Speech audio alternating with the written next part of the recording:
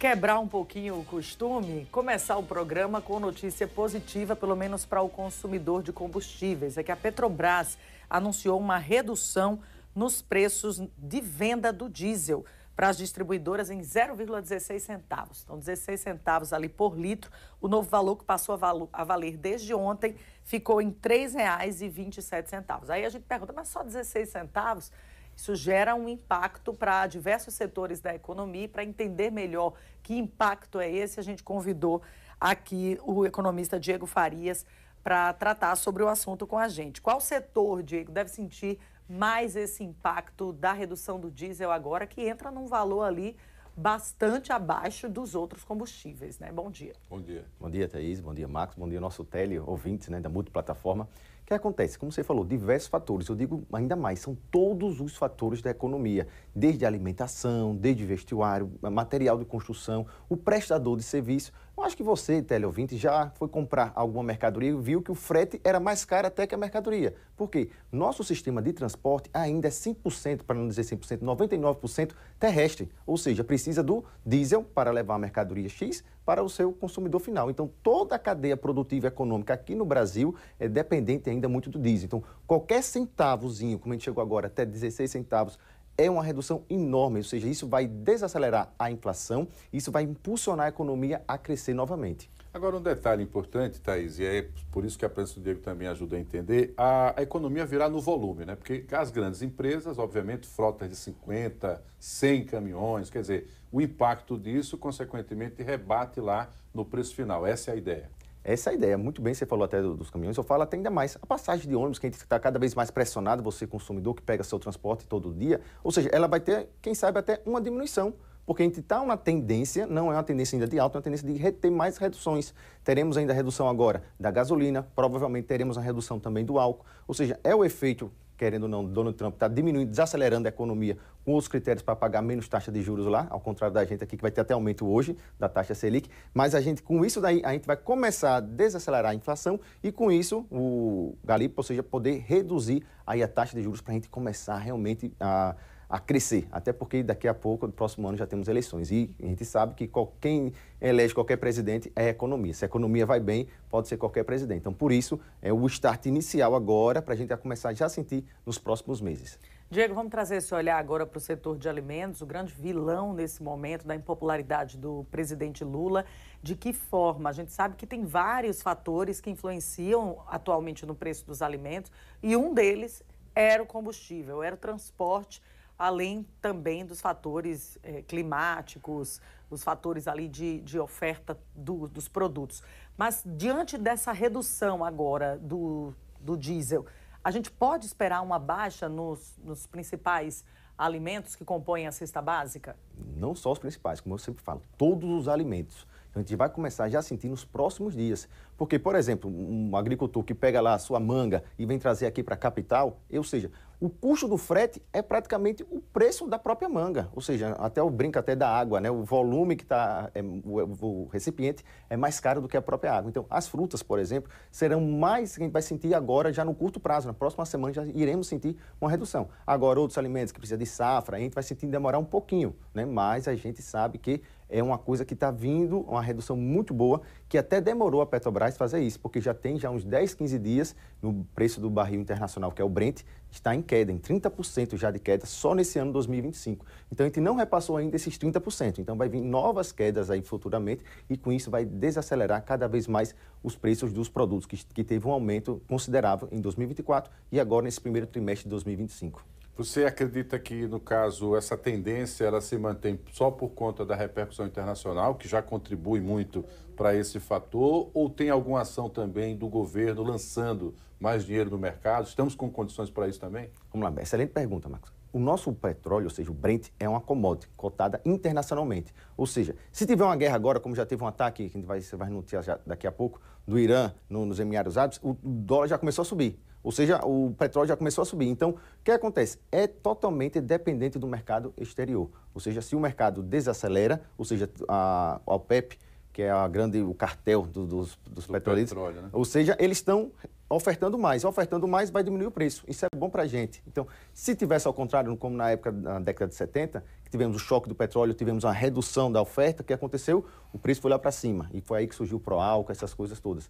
Então, o que acontece? Então, totalmente, respondendo a sua pergunta, é totalmente dependente do governo, do mercado internacional. Não depende absolutamente nada do governo federal. Poderia o quê? O governo federal, a partir do primeiro momento que a gente tem uma paridade cambial, diminuiu lá o valor do Brent, deveria ser repassado automaticamente, que não é isso. Quando aumenta, é automático, mas quando diminui bem devagarzinho, a gente não tem essa redução. Acho que o consumidor já sabe isso, né? Quando tem um aumento do preço da gasolina, no outro dia já está lá no preço da bomba, né? Quando tem uma redução, você vai ver que vai demorar, não, eu ainda estou com estoque passado, ainda precisa. É praxe, né? Isso é praxe. Isso daí, né?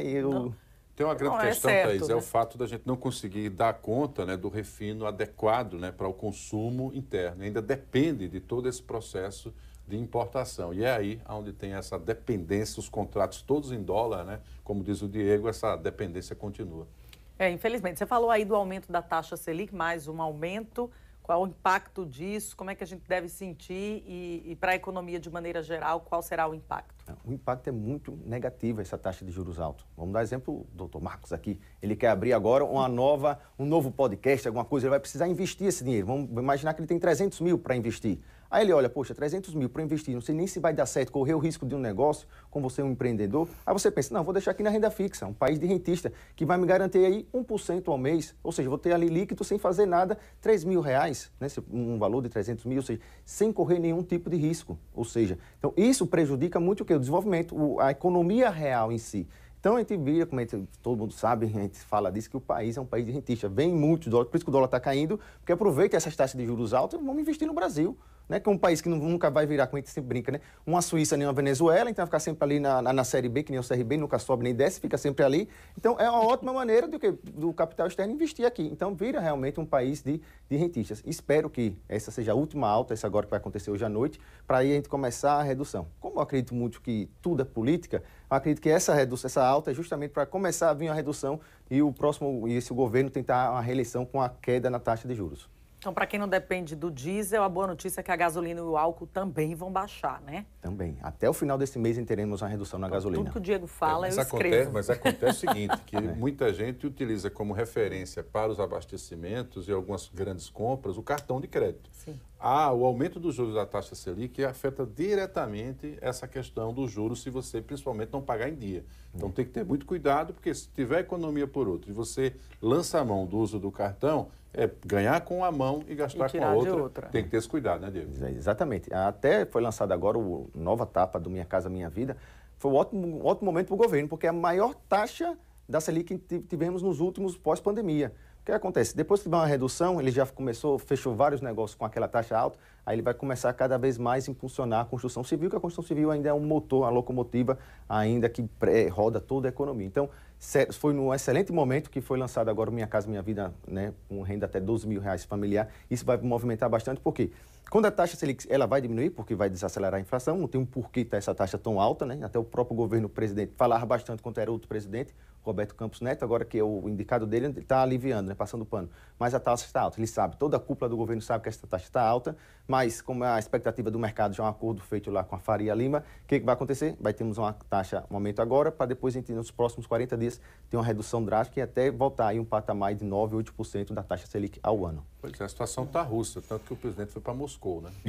Diego, em relação... Vamos chegar aqui à reta final, traçando um panorama para que a gente possa deixar o cenário mais claro ainda para quem nos assiste. Esse momento que nós estamos vivendo do ponto de vista econômico no Brasil é um momento de recuperação?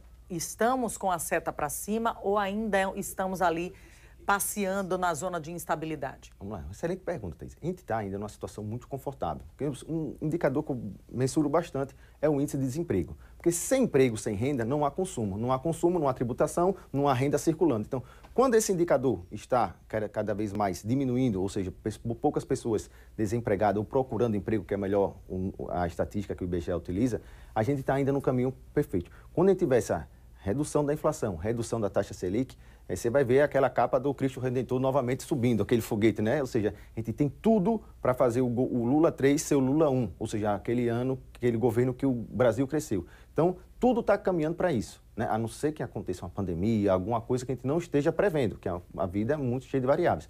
Mas tudo que a gente está nos nossos modelos econômicos é para 2026 ser o melhor ano que o Brasil já teve em termos econômicos. Pois é, a história da macroeconomia, né? Você tem que estruturar a macroeconomia para, na ponta, obviamente no dia a dia, o consumidor que vai lá na gôndola do supermercado perceber que algo aconteceu a seu favor. Do contrário, não adianta ter conversa bonita, entrevista complicada, né? Que só entendem os especialistas. O povo quer mais comida e que o seu dinheiro dê, claro, para ter uma melhor condição de vida. Essa é a linguagem que eles entendem, Thaís. Com certeza. Com mais condição, mais poder de consumo, está todo mundo feliz, né? Está todo mundo tendo melhor qualidade de vida, sem dúvida. Marcos, agradecer ao Diego, economista aqui, sempre trazendo uma linguagem, informações com uma linguagem muito didática. Diego, obrigada. Até uma próxima, viu? Bom trabalho para você. Ficamos sempre à disposição.